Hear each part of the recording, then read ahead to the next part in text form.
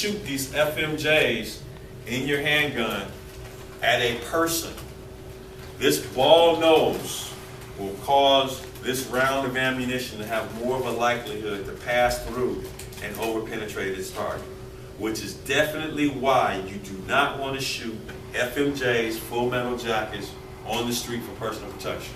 Okay? Do not shoot this stuff on the street. It's legal to do it if you want to, but you have legal liabilities and you got to pay the consequences if something bad happens. Rather, instead, for personal protection, what you can do is take an FMJ. If you have an FMJ that has a hole drilled into it, it has a cavity, it's called now a jacketed hollow point. A lot of people have heard bad information that jacketed hollow points are illegal. Nothing could be further from the truth. This is a cigarette lighter, which is a mock-up or blow-up of a real jacketed hollow point. Of course, jacketed hollow points aren't that big, but for illustrative purposes, give me a nice write-off for having an NRA lighter, right? Is that the one with the blue tip on it, not the hollow point? Those are probably frangible rounds. We're going to talk about that very shortly. A jacketed hollow point is what we use for personal protection because, as you see, when the bullet exits the barrel, the copper jacket mushrooms out like a flower and folds back, and it forms these jagged edges. These jagged edges, when it enters the human body and it's spinning and gyrating, it's going to attach itself to soft body tissue. Don't touch it, you might cut yourself. I want you to be mad. And as it chews into the body, it's dissipating all of that energy as it cuts into veins, arteries, organs. Some of you are like, wow, that's pretty gnarly. That's pretty, fierce. That's vicious. How dare you shoot a rapist or a carjacker with that stuff? It's inhumane to shoot a rapist with this stuff. It's not. Basically, what happens is this jacketed hollow point effectively serves as a parachute for the bullet. It causes the bullet to slow down and dissipate all of its energy in the first target, which is why you use this for personal protection.